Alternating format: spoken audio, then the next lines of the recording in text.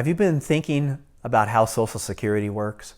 Well, in today's video, I'll give you all the answers so that you know the basics so that you can begin to plan for how Social Security fits into your retirement. Hi, I'm Charles Cannon, Certified Financial Planner and founder of the Lifetime Income for You channel.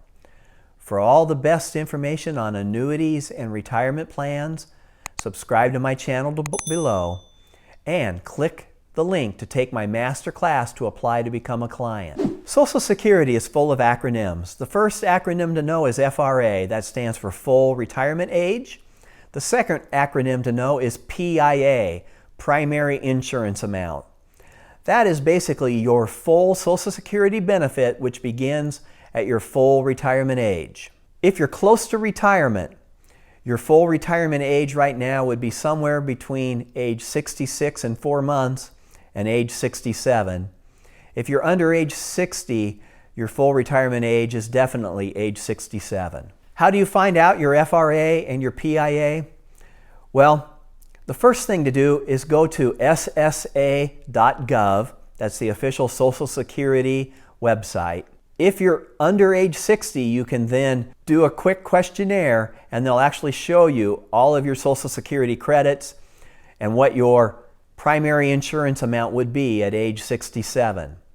They'll also show you how much it would be if you wait until age 60, if you begin at age 62, or how much it will be if you wait until age 70. The same is true if you're over age 60, but Social Security Administration will also send you a printout every year now, shortly after your birthday. Let's do a quick overview. Let's say you're age 55 today and you intend to retire at 63.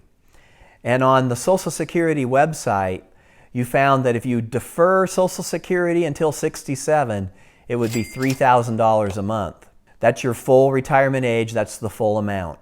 You could still start your Social Security as early as age 62, but you're basically going to lose 7% per year for every year you begin early. And if you defer your Social Security until age 70, you're going to gain an additional 8% per year until age 70. The difference between age 62 and age 70 is almost double. So for example, at age 62, if you were going to get $1,000 a month, you would get almost $2,000 if you were willing to wait until age 70. Mathematically, it always makes sense for at least the primary income earner in a household to defer until age 70 if they can. But there are lots of different things that go into that. What's the age disparity between you and your spouse, or are you single? What's your health like? What are your other retirement assets? What's the cost of cashing some of those retirement assets out early if you defer Social Security? How long do you really intend to work? All of these things go into asking that question, what's the right time to turn on Social Security for you? Another thing to remember is your spouse's situation with Social Security. Was your spouse someone who stayed inside the home to raise your children? Or did he or she work also? All of those things are going to change your answer. So for example, if you have a spouse who's much younger than you and is collecting the spousal amount, it's going to be half of your FRA. So if your FRA is $3,000, your spouse would collect $1,500 at their full retirement age.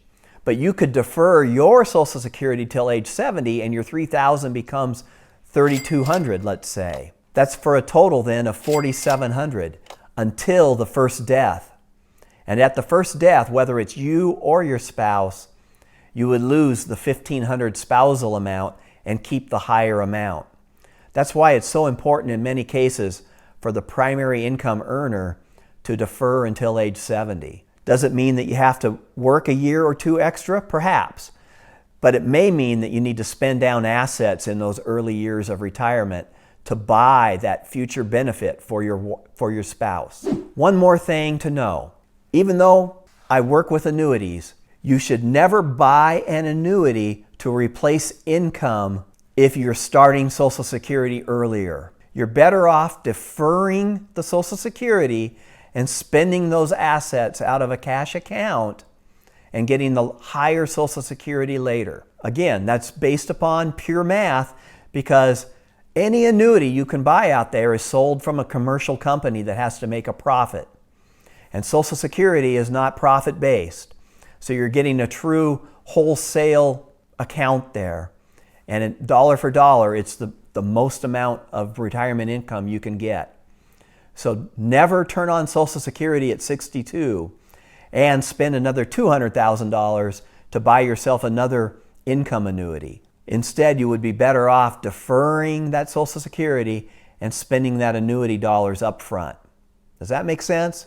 Again, my name is Charles Cannon, Certified Financial Planner. And remember, the most important part of your retirement is lifetime income for you.